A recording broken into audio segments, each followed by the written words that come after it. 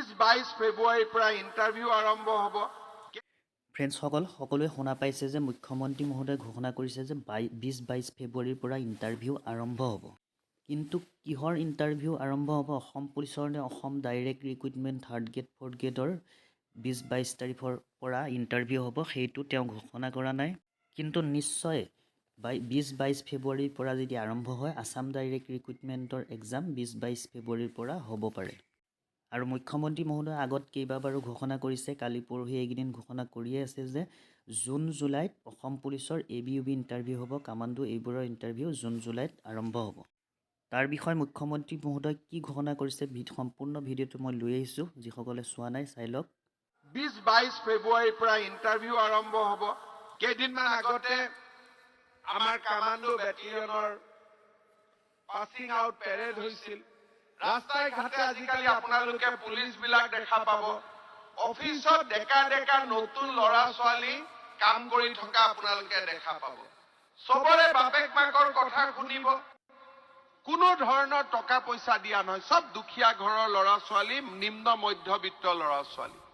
আজি 3 বছৰৰ ভিতৰতে যিখন অসমত দালালক টকা নিদিলে এটা চাকৰি নহৈছিল, আজি 1 লাখ চাকৰি হ'ল, এটা দালালে 1 টকাও তুলিব নোৱাৰিল।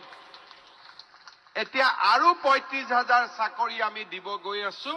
ইয়াতো এইবাৰতো দালালবিলাকে নিজে ফ্লেট হৈ শুয়ে দিলে যে আৰু কাম নাই, পইচা ল'ব উপায় নাই। চবেই গম পাই গ'ল এতিয়া মেৰিটত চাকৰি হ'ব। প্ৰথমতে MLA বিলাকে মোক বেয়া পাইছিল যে চাকৰি আমি লিষ্ট দিব নোৱাৰো।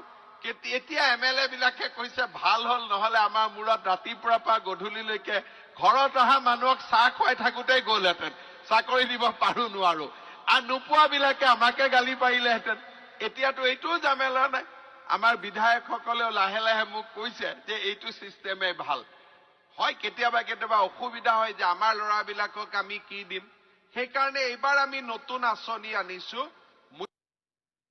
ফ্ৰেণ্ডসকল, সকলোৱে শুনা পাইছে যে মুখ্যমন্ত্ৰী মহোদয়ে বৃহৎ ঘোষণা কৰিছে 20-22 ফেব্ৰুৱাৰীৰ পৰা যিহেতু ইণ্টাৰভিউ আৰম্ভ হ'ব বুলি কৈছে, তেতিয়াহ'লে Assam direct recruitment 3rd grade 4th গ্ৰেডৰ এই পোষ্টসমূহৰে 20-22 তাৰিখৰ পৰা এক্সাম নিশ্চয় আৰম্ভ হ'ব।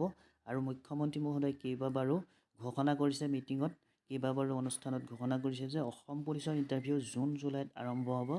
কেতিয়া আৰম্ভ হ'ব ফিক্স ডেট তেওঁ কোৱা নাই, কিন্তু জুন জুলাই দুটা কথা কৈছে। কেতিয়াবা বেলেগ কথা কয়, কেতিয়াবা আকৌ এটা কথা কয়। জুন জুলাই বুলি কয়, আগতে কৈছিল মাৰ্চ এপ্ৰিল।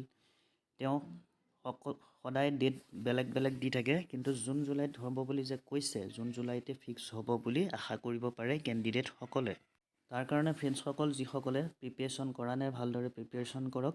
অসম ডাইৰেক্ট ৰিক্ৰুইটমেণ্টৰ এক্সামৰ কাৰণে যিসকলে পঢ়া নাই ভালদৰে পঢ়া শুনা কৰক। আৰু অসম পুলিচ ABUB কামাণ্ডোৰ কাৰণে যিসকলে ভালদৰে প্ৰিপেৰেশ্যন, লং জাম্প, ৰানিং এইবোৰ কৰা নাই, ভালদৰে লং জাম্প মাৰক, ভালদৰে ৰানিং কৰক, ভালদৰে পঢ়া শুনা কৰক। ৰিটেন এক্সামৰ কাৰণে অতি শীঘ্ৰে হয়তো অসম পুলিচৰ আৰু অসম ডাইৰেক্ট ৰিক্ৰুইটমেণ্টৰ এক্সাম আৰম্ভ হ'ব। ফ্ৰেণ্ডসকল, আজিৰ ভিডিঅ'ত ইমানেই আছিলে। ভিডিঅ'টো চাই যদি ভাল লাগিলে প্লিজ লাইক, কমেণ্ট, শ্বেয়াৰ কৰিব। আৰু যিসকলে চেনেলটো ছাবস্ক্ৰাইব কৰা নাই, ছাবস্ক্ৰাইব কৰি কাষত থকা বেল আইকনটো প্ৰেছ কৰি ৰাখিব, মই দিয়া সকলো ধৰণৰ ভিডিঅ' আপডেটসমূহ আগতীয়াকৈ পাই থাকিবলৈ। ধন্যবাদ।